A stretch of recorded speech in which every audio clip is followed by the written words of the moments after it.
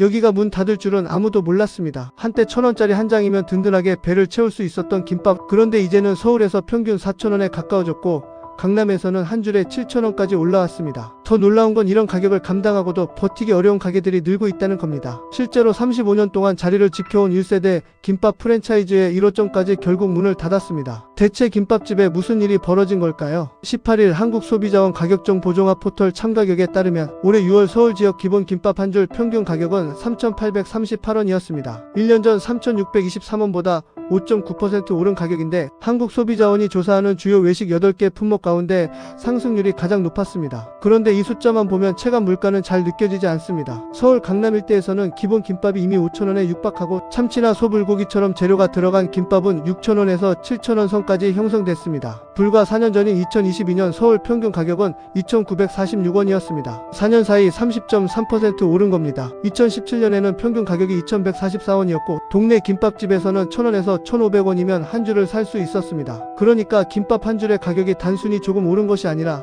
사람들이 기억하는 서민 음식의 가격 기준 자체가 바뀐 셈입니다. 그런데 문제는 가격을 올렸다고 김밥집의 사정이 좋아진 것도 아니라는 겁니다. 김밥은 쌀만 있으면 되는 음식이 아닙니다. 밥을 짓고 계란을 부치고 김을 준비하고 단무지와 햄, 채소 등 속재료를 손질한 뒤 주문이 들어오면 바로 말아야 합니다. 메뉴 특성상 자동화에도 한계가 있습니다. 결국 재료비와 인건비가 동시에 오르면 가게가 그대로 부담해야 하는 구조입니다. 실제로 원재료 가격을 보면 압박이 더 선명합니다. 쌀 20kg 평균 가격은 지난해 8월 59,090원에서 올해 8월 61,488원으로 4.1% 올랐습니다. 특란 30개 가격도 4.2% 상승했고 마른 김 10장 가격은 6.2% 비싸졌습니다. 특히 김 가격은 눈에 띕니다. 김 100장 기준 가격이 현재 11,220원으로 2023년 7월 6,774원과 비교하면 무려 65.6% 뛰었습니다. 김밥의 핵심 재료 가운데 하나인 김이 이렇게 오르니 가게 입장에서는 부담이 클 수밖에 없습니다. 여기에 인건비까지 올라갑니다. 올해 최저임금은 시간당 1320원으로 5년 전보다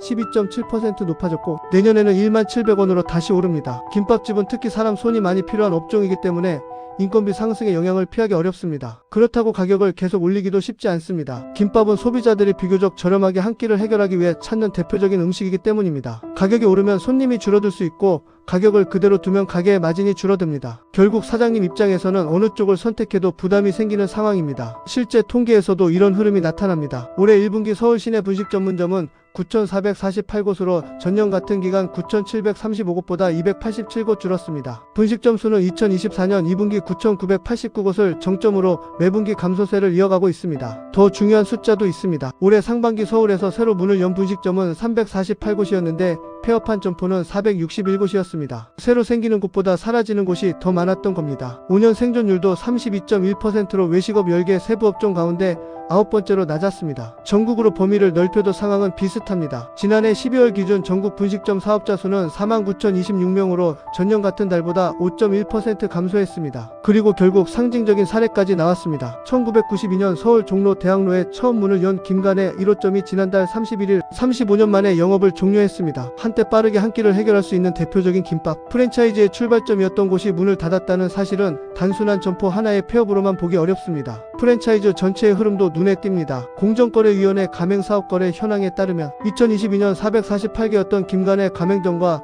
직영점 수는 2024년 378개로 줄었습니다. 물론 특정 매장의 폐업을 업계 전체의 원인 하나로 단정할 수는 없습니다. 상권 변화나 임대료, 소비자 취향 변화 같은 여러 요인이 함께 작용할 수 있기 때문입니다. 하지만 김밥이라는 음식이 가진 가격, 경쟁력과 원가 구조를 함께 보면 왜 업주들의 부담이 커졌는지는 분명하게 보입니다. 소비자 입장에서도 딜레마입니다. 김밥 가격이 오르면 외식비 부담이 커지고 그렇다고 가격을 낮추라고 요구하면 결국 가게가 버티기 어려워질 수 있습니다. 특히 재료비와 인건비, 임대료가 동시에 오르는 상황에서는 단순히 사장님이 가격을 많이 받는다고 해결되는 문제가 아닙니다. 오히려 가격을 올려도 남는 돈이 줄어드는 구조가 될 수 있습니다. 앞으로 김밥집들이 살아남기 위해서는 메뉴 단순화나 재료 효율화, 인력 운영 방식 변화처럼 비용을 줄이는 방법을 찾을 가능성이 큽니다. 반대로 소비자들은 기본 김밥보다 가격이 높은 메뉴를 선택하기 전에 가격과 양, 재료를 더 꼼꼼히 비교하게 될 수도 있습니다. 있습니다. 결국 김밥 가격 상승은 단순히 김밥 한 줄이 비싸졌다는 이야기가 아닙니다. 우리가 익숙하게 생각했던 서민 외식의 기준이 얼마나 빠르게 변하고 있는지를 보여주는 신호에 가깝습니다. 1,000원대 김밥을 기억하는 사람에게 4,000원에 가까운 평균 가격은 단순한 숫자 이상의 의미가 있습니다. 그리고 35년을 버틴 1호점의 폐업은 그 변화가 이미 현실이 됐다는 사실을 보여줍니다. 여러분은 지금 김밥 한 줄에 얼마까지 지불할 수 있다고 생각하시나요?